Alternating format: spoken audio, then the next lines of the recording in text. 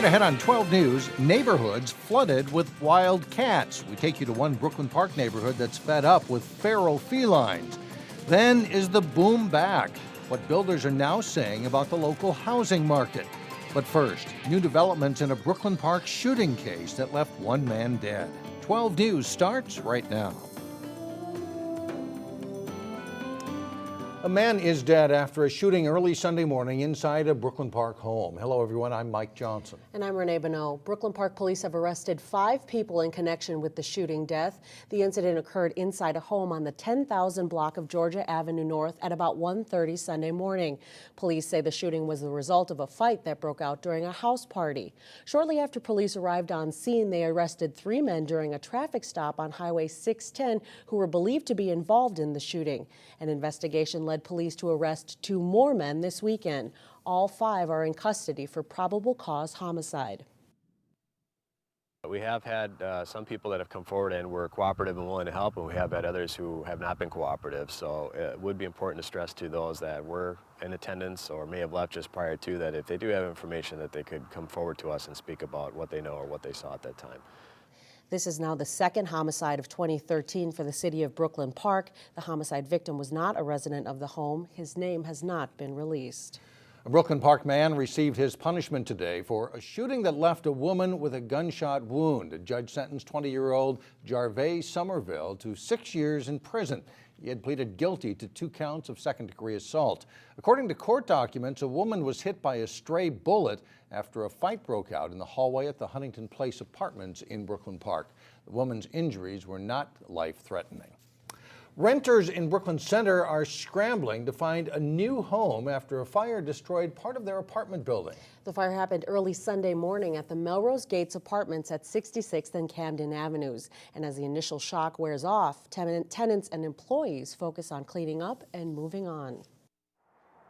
Busted glass and boarded up windows are the only remaining evidence of the chaos that happened here just after midnight on Sunday. You know, I just heard like somebody saying fire, get out of the building. I came over and I saw this huge, fire, blazing out in the building. I've been in the business for 25 years. It's the worst fire we've ever had. Jim Soderberg owns the Melrose Gates Apartments. He says the fire may have started on a second-floor balcony and spread along the outside of the building. Really, the fire stayed pretty exterior here.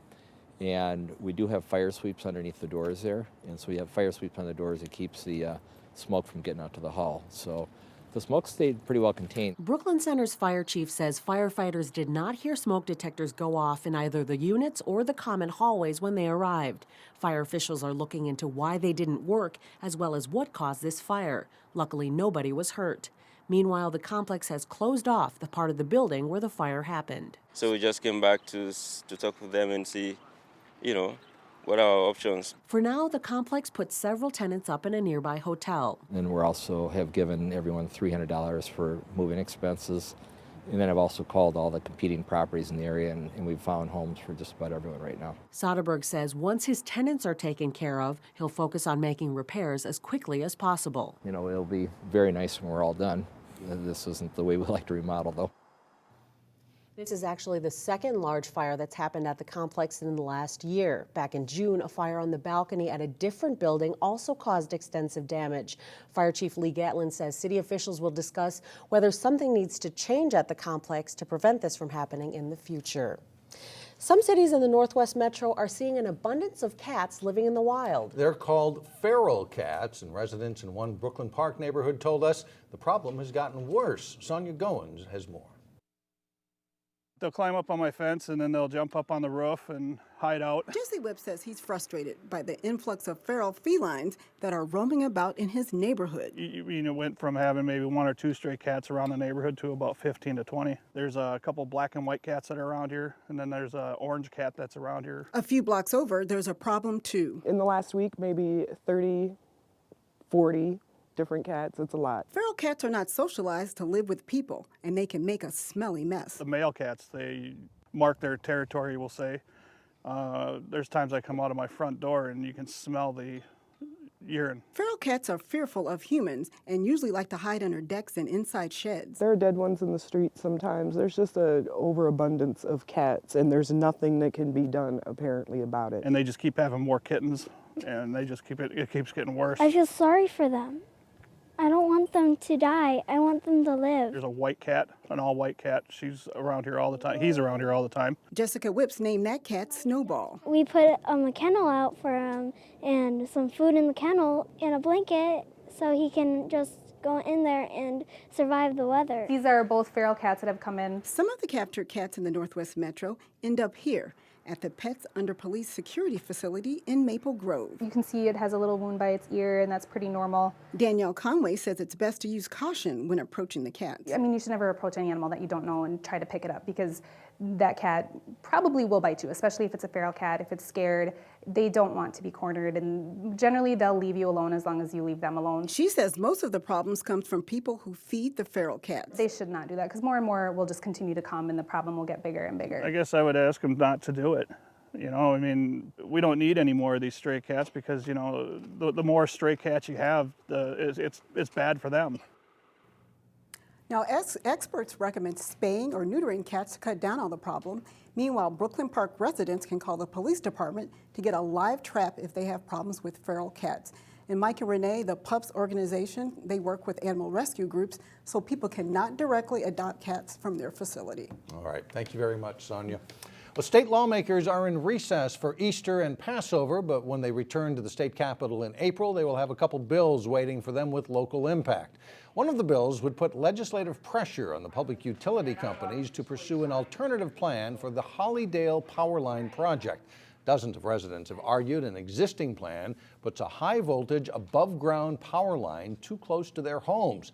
The Hollydale bill would force Xcel Energy and Great River Energy to prove there's not a better alternative. It awaits approval on the House and Senate floors. Meantime, another bill would impact how you pay for gas. A St. Louis Park lawmaker's bill would prohibit cities from passing prepay ordinances. The city of Coon Rapids passed a prepay ordinance to deal with a large number of gas drive-offs. While it has solved that problem, there has been pushback by some who argue the ordinance has hurt business. Well, still ahead, is there hope for the housing market? What local builders are saying about the housing industry. Then later in sports, state championship highlights involving the Park Center and Maranatha boys basketball teams. But first, it's a check of your AccuWeather forecast.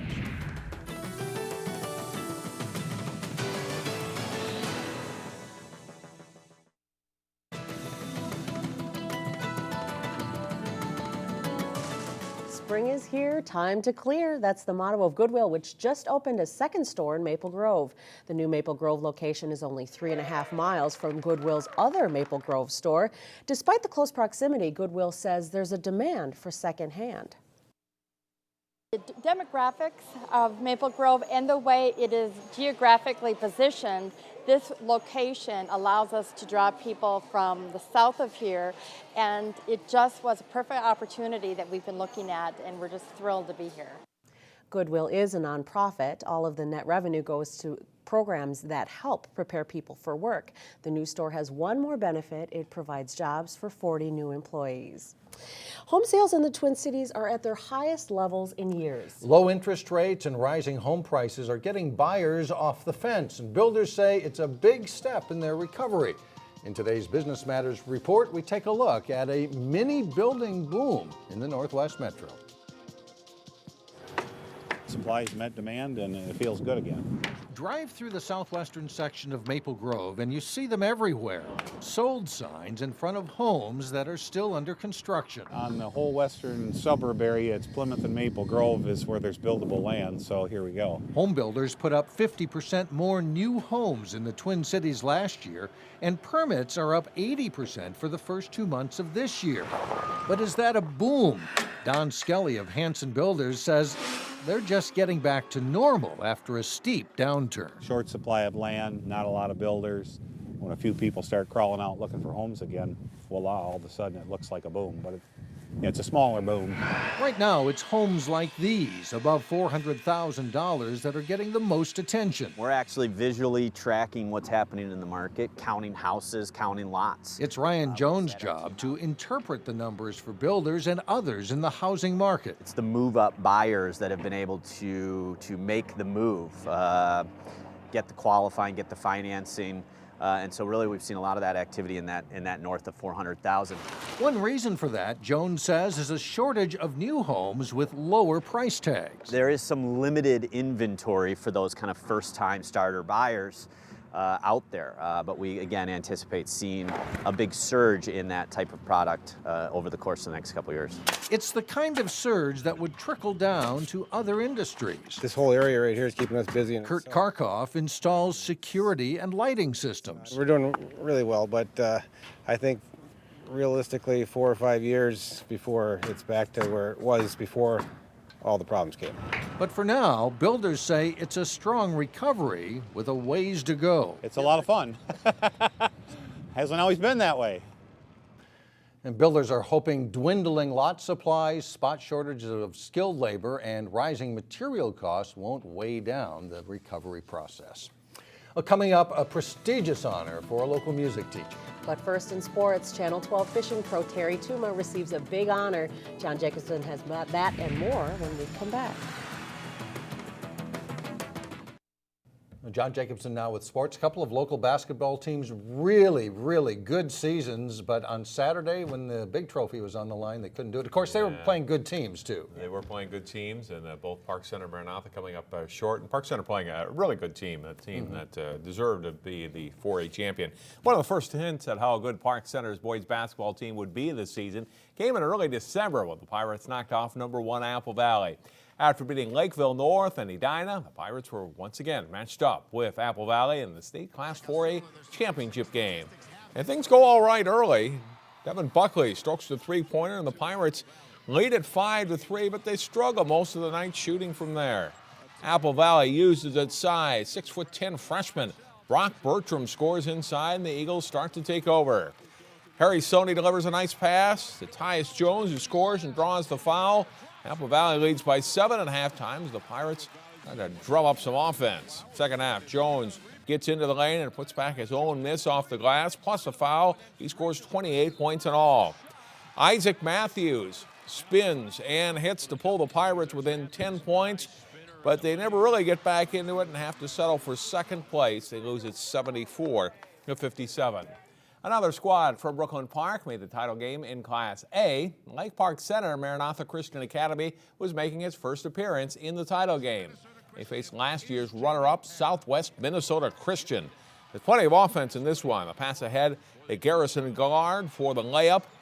Grantham Gallard gets it to Isaiah Hanson for the short jumper, and the Mustangs lead 37-34 at halftime. It's back and forth in the second half. Josh Goldschmidt with a three from the right wing for a 58-55 MCA lead. But they can't stop Dominic Nibelink. He drives and scores plus a foul. He nets 29 points in all. The key surge opens up the lead a bit for Southwest Minnesota Christian. They shoot 65% from the field on their way to an 81-73 win. The Ted Brill Great 8 Festival brings together many of the state's top boys hockey players from the class of 2013. Players who have not committed to college or junior hockey for next year are invited to compete in the 3-day tournament. Teams split up by sections, and the championship game Sunday is Section 4A for AA in gold, playing the Section 6A, 6AA team in blue. That's TJ Ruo to Tito Grace with the goal. Later in the period, it's Ruo taking advantage of a turnover. He scores his team's first 3 goals, and that one makes it 3-0. No power plays in this tournament. Instead, it's penalty shots, jailbreak style. Jared Ridge of Minnetonka scores here. That's all for the Section 6 All-Stars. Section 4 wins it 6-2, the final in the championship. Also at the Ted Brill in the third place game, the Section 2 All-Stars in white facing Section 1. That Colford of Breck with a shot on goal in the first period, but Colford is stopped there. His teammates, though, get on the board later in the period. Jono Lindquist knocks in the rebound here, and that makes it 1-0. Edina goalie Willie Benjamin makes a save, keeps the Section 2 All-Stars in the lead. They go on to win the third place game 4-3. In the seventh place game, Tyler Nelson of Champlin Park in gray, and it's in gold for the Section 5 All-Stars. Tom Heron of Centennial scores from the blue line that puts Section 5 ahead of Section 3, 7-2 in the third period. Later, Nelson with a stop on Blake Newland of New Ulm. They hang on. The Section 5 team does to win this game 8-7. Well, in late May, Terry Tuma starts his weekly Channel 12 fishing tips for the 23rd year here. And we can now add Hall of Famer next to Terry's name. Terry was honored Saturday at the Northwest Sports Show at the Minneapolis Convention Center. He was inducted into the Freshwater Fishing Hall of Fame. Based in Wisconsin, the Hall inducted Terry into the legendary communicator category for his work in television, radio, and print, promoting the sport of fishing. It's something that I cannot, I don't know how to express it. It's something way beyond my wildest dreams. When I started in the industry, fishing was something that was sort of a passion of mine, but to go to this step of the induction, something I never anticipated or never expected. The Freshwater Fishing Hall of Fame Museum is located in Hayward, Wisconsin. Ron Shera and Jim and Bill Linder are among the other Minnesotans who have previously been inducted into the hall. What a great guy, and well-deserving for all he does for us and all he's done through the outdoor news and his radio programs to promote fishing. And we're certainly proud to have Yes, him on our absolutely. air, too. All right, now, John, thank you so much. Well, still ahead, a big feather in a local music program's cap. The big honor that awaits a longtime Osseo music teacher when we come back.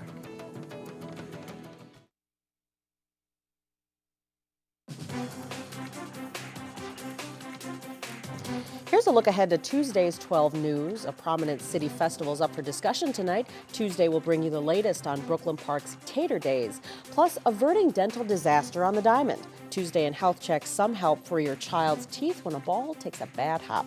And in sports, we'll have a season preview of the talented Maple Grove softball team. Those stories and more Tuesday at 4.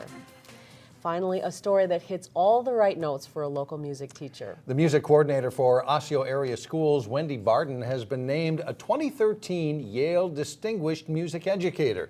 With the prestigious honor comes a tremendous opportunity to learn with the best and brightest in her field. Barden is among 50 teachers from around the country who will attend a music symposium at Yale this summer. The symposium's theme is a topic close to Barden's heart, the role of music in school reform. Barden has been teaching music at Osseo area schools since 1977. So congratulations to Wendy on that honor. Yes. Very neat. That's it for now. Thanks so much for joining us, everybody. Stick around for Community Corner. That's up next.